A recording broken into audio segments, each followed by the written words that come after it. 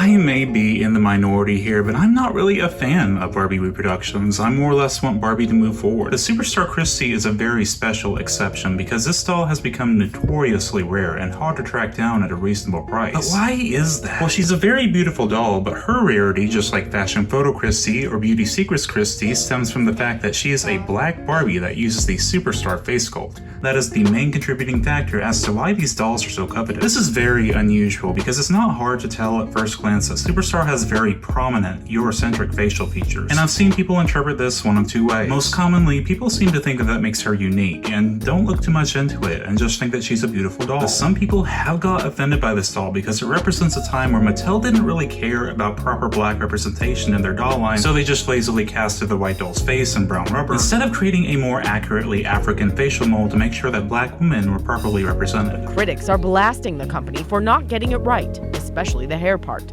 just like years past. What many companies have done is they've taken the same mold for the white doll, they've made her brown and presented that to us. After all, Christie didn't get her very own head sculpt until 11 years later in 1986, not counting the original Christie head sculpt from the 1960s, which has long since been retired. You could say Superstar Christie is a biracial woman if you wanted to. It's not out of the ordinary in 2021 for someone to be mixed race. But I think even in the 70s that Mattel realized it was kinda odd to make a black doll with a white face, so most of the Christies at the time would use either the Spanish or the Steffi head sculpt. However, in 2021, Mattel has a seemingly endless catalog of face sculpts for their Barbie doll line to properly represent people of all races, whether or not they're utilized properly. So I'm super excited to have a black Barbie with the Superstar face sculpt because I do choose to see her as a biracial woman. And she probably has to constantly defend her own race, like I do from some of y'all racist pricks in the comments section who want to play white savior while refusing to acknowledge my race. You know who you are. But I also kind of wanted to turn this episode into a sort of before and after special to show just how much Barbie has changed in the past 50 years, because I honestly can't wait any longer to open more of the Barbie Looks collection. I'm probably more excited about this than I am Superstar Christie, if I'm going to be completely blunt. So here's blackface Barbie displayed in her packaging. In 1977, as glitz and glamour took over the world, Barbie entered the Superstar era, wowing fans with fantastic fashions and hairstyles. This dazzling reproduction celebrates Superstar Christie, one of the most fabulous dolls from that era. Dressed in a radiant yellow evening gown and glittering ruffle boa, Christie is ready to hit the town and disco. Sparkling diamond jewelry and matching yellow heels give her a brilliant glow from head to toe, while her long brown hair with stunning copper highlights is pulled back to reveal her gorgeous smile. With a classic twisting waist, posed arms, and bendable legs, Superstar Christie is ready to strike a pose, let the music swell, and dance the night away. On the back of the box, you can see a very beautiful illustration from the 1970s of Superstar Christie, and you can see that yes, this is a Barbie signature doll, whereas she was a plainline doll in the 1970s, but this is what's considered signature now. You know, I was halfway expecting them to bring back the metal twists just to make it more authentic, but no, she just has these plastic tabs keeping her in. You can see on the bag that she also has a certificate of authenticity and a stamp. And here is Superstar Christie straight out of her package. Of course, she uses the Superstar face sculpt, which is dated 1976. Now this doll honestly doesn't serve that much historical importance. She's a very beautiful doll, but she was really just a recolored afterthought of Superstar Barbie. I actually thrifted her the other day, and I thought that was really convenient because now we can compare them. There's something kind of off about Superstar Christie's facial screening, and I can't really explain it properly what exactly it is. It's like too artificial almost, like it's not as organic as the original Superstar Barbie's facial screening was. They both had identical facial screenings, just in different colors. I mean, thank God she don't have pixel face, but just something about how her face is printed. It's like the lines are too crisp. They don't look hand-painted like on the original Superstar. It's just like everything's too perfect almost. I know that's a weird thing to say while I'm constantly complaining about wonk eye, but it's just, I don't know, it kind of changes her expression a little bit. Let me know if you all agree with that or not. Anyway, so Superstar Christie has this very, very soft hair. This, honestly, I think this is Saran. I mean, it's really, really soft. It's definitely better than modern Playline Barbie, which I guess is what makes her a signature doll. You see, it's mostly this dark brown color, but it does have these sun streaks on the front. And her face paint is very clean. She's got these beautiful brown eyes and these black eyebrows and like a nude lipstick. Her facial screening is so cute, but she looks out of place whenever I put her beside my modern Barbie, so I might have her repainted. I'd love to see Superstar Christie with a modern face-up, like with some thicker eyebrows and a cat eye. I just think that'd be really interesting to see. I don't know why Mattel feels like they can't use Superstar in modern play line. Like, there isn't a single fashionista that uses the Superstar face sculpt, and I don't know why that is. I feel like she'd sell really well. She's got 2 strands of hair on the sides of her face that are tied at the back to hold her hairstyle in place. She's got these clear diamond earrings in both ears. I don't have the original Superstar Christie to compare, so some of you vintage collectors will have to let me know, like, if this is the same exact jewelry that she originally came with. She also has a transparent diamond necklace to match, and also a diamond wedding ring. As far as her outfit goes, she wears this beautiful satin yellow dress. It's very well made. It's got a strap on the front to hold it on her chest, and it closes in the back with metal snaps. It's fitted really well to the twist and turn body. I just really hope it fits on the modern made to move body. She also wears these yellow heels that match her dress. It's got a very interesting, like, closure at the front. I don't have any other Barbie heels that close at the front like that. That's really weird. Maybe it was before my time. But as far as her accessories go, she has this glittery ruffled boa. It's yellow.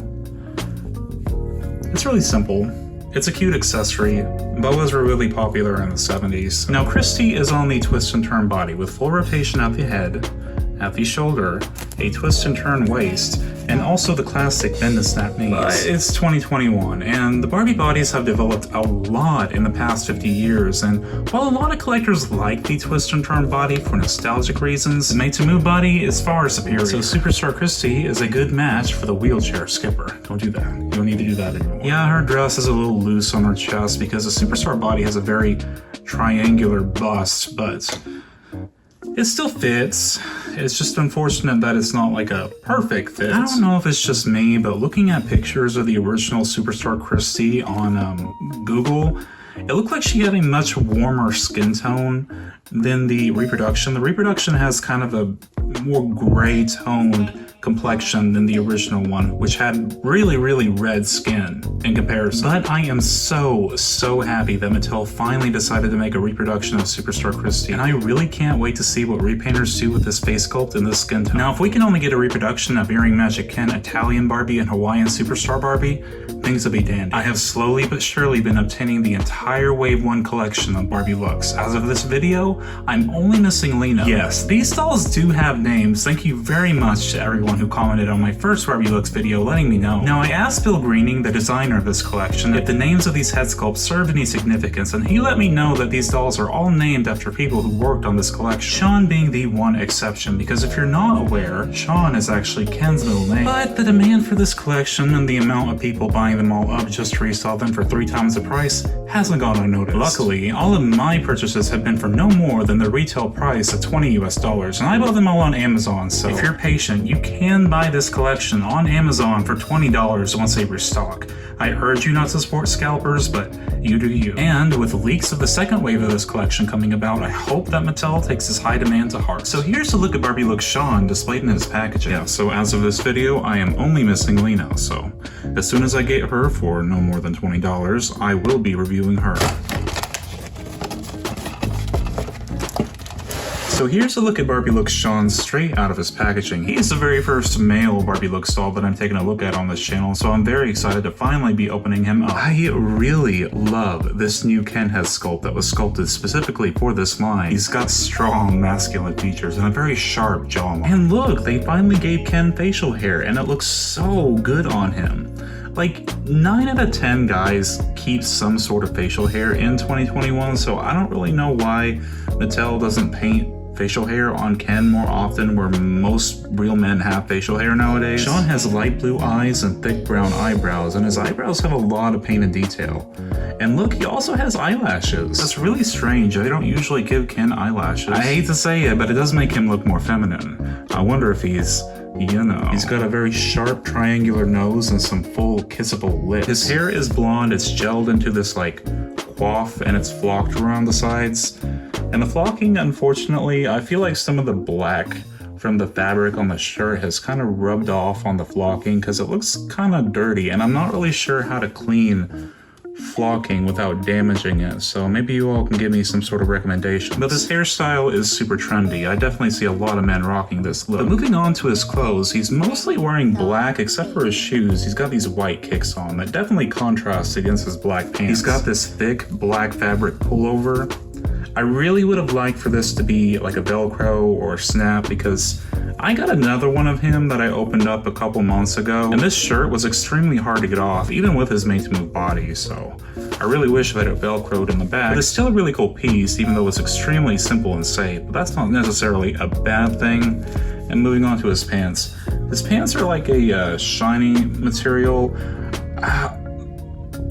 I don't know if I have any Monster High collectors watching my channel or not, but I could have swore that I had a Deuce Gorgon doll at some point in time that had pants very similar to these. I'm really afraid that these pants are going to fall apart over time, and they also Velcro in the back. But what me and a lot of other Barbie collectors are really excited about is that we have 2 brand new skin tones for the Ken Made to Move body. So if you're unaware, the Made to Move body has rotation at the head, at the shoulder, a double jointed elbow, rotation at the wrist, rotation at the hip, a double jointed knee, and also rotation at the ankle. So if that isn't an improvement in articulation, I don't know what is. And this is a very common skin tone. I'm actually surprised that they didn't make this skin tone sooner, because there's a lot of Kens that this guy is gonna match. I gave the other body that I opened up to my Hunger Games PETA doll, so if you have him, Sean is a perfect match. And here's a look at Barbie Looks John displayed in its packaging. Here is John straight out of his packaging. He also has a brand new Ken head sculpt, but this actually isn't the first time that we've seen this face. Mattel actually used the John head sculpt on one of the one-of-a-kind dolls on the Barbie Style Instagram page as part of a collaboration with a fashion designer for Ken's birthday. And if I'm gonna be completely honest, I thought his facial screening looked a lot more handsome than this guy's. Don't get me wrong, I still think he's a very attractive man. The other guy had facial hair, so. But I do love this new African head sculpt. You can see that he has a much wider nose than Sean did, and look at those cheekbones. Like, he's got some really sharp cheekbones, and his jawline is a lot more triangular, and of course his lips are fuller. And they did something very cool with the paint on his lips. You see how he has almost two different lip colors? I'm not sure if my camera will focus on it, but he's got like a lighter colored paint in the middle of his lips, whereas the outside of his lips are more of like a grayish brown color.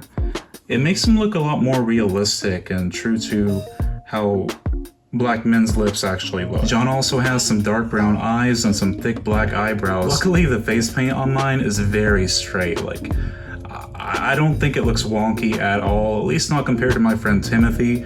He got his John in, and it's just like his eyes were all over the place. I felt so bad for him, but luckily mine is okay. I love this guy's hair texture. You can see that they're in these multicolored micro braids, and they're tied at the top into a bun. And his head also has some black flocking on the sides. His outfit's kind of the exact opposite of Sean's, because Sean was wearing all black.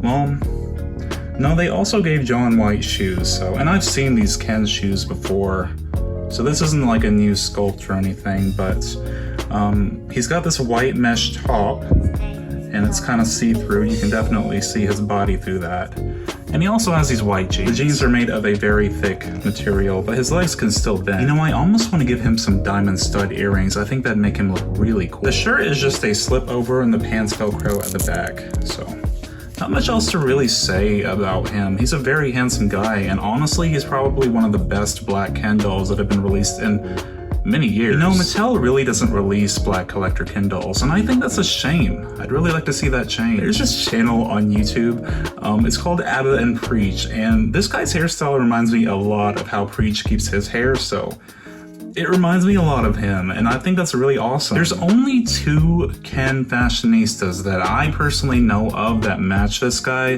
One of them has cornrows, and the other one of them has dreads, so look at the camera. Okay, and finally, here's Barbie Looks Victoria displayed in her packaging. You can see her ankles kind of broken in her box. And here is Victoria straight out of her package. Her head sculpt is very round. It reminds me a lot of the Carl head sculpt, and for some reason it also reminds me of Dakota Fanning. I could definitely see them using this head sculpt for the white Barbie character somewhere down the line. Victoria has some very piercing light blue eyes and some black eyeliner, and her eyebrows are very, what's the word, humble, I guess? I mean, most Barbies that you see nowadays, they got like really thick 2016 eyebrows, so I guess it's kind of refreshing to have a Barbie that does her own thing and has a unique eyebrow shape. She also has a pinkish nude lipstick and some subtle blushing on her cheeks. And her hair is surprisingly soft. It's this icy platinum color. It reminds me a lot of the platinum blonde Barbies that I had growing up. She has an extremely fair complexion. I believe that's important that I compare her to Purple Top. As you can see, Purple Top has more of like a yellowish tone to her skin, whereas Victoria is a lot more pink. And she's honestly lighter than Purple Top. I know this is kind of weird, but I was really hoping that she would match this color reveal Barbie that I opened up the other day. You see, she uses the Olivia head sculpt, and like, look how light her skin is. This poor girl has like no blood under her skin. She's like, I kind of nicknamed her Samara Morgan from The Ring because she just looks dead. Like, she's so lifeless. But unfortunately, even she's too light for Victoria. So I'll probably have to get a Twilight Vampire body or Integrity body for her. But Victoria is a match for White Christie. This was a very special budget doll that used the Christie head sculpt in a very fair complexion. And I've been looking for an articulated body for her, and unfortunately she's too light for Purple Top. But now I can make her, well, I guess I forgot to mention, Victoria's tall. As you can see, she's a lot taller, even without her shoes. She's a lot taller than the regular Barbie. I really wanted to make this Christie petite, but unfortunately she don't match kids, so I'll have to make her tall until further notice. But as far as her outfit goes, Victoria wears this very simple white dress. It's got some slits at the shoulders, and it's got these sort of like bell sleeves. I really love the shape of this dress. I think it's so pretty. It velcros in the back, and I think it looks really pretty on her. With this white dress and this platinum hair and these blue eyes and this fair complexion, I can't help but be reminded of Elsa from Frozen. Just imagine, this is what a collector Elsa doll could look like if Mattel still had the Disney Princess license. And to match her dress, she also wears these white platform boots. Could have painted those zippers, Mattel. What are you gonna do? Well, I know I'm super excited in the direction in which Barbie's headed. I know a lot of people can't help but reminisce about the past, but this is the Barbie that I love. This is the Barbie that I collect. The glamour is fine every now and then, but I like for my dolls to look like they live in 2021, and most people in 2021 aren't wearing boas and floor-length dresses. Let me know what you all think. Do you think that Barbie has improved in the past 50 years, or do you think that she should go back to how she was before the turn of the millennium? I mean, yeah, I miss not having pixel face, I miss not having wonk eye, I miss saran hair, I miss actual fabric, but design-wise, I like this better. As always, don't forget to like, comment, and subscribe if you enjoy my content to support my channel, and I'll see you on the next video. Thank you so much. Bye.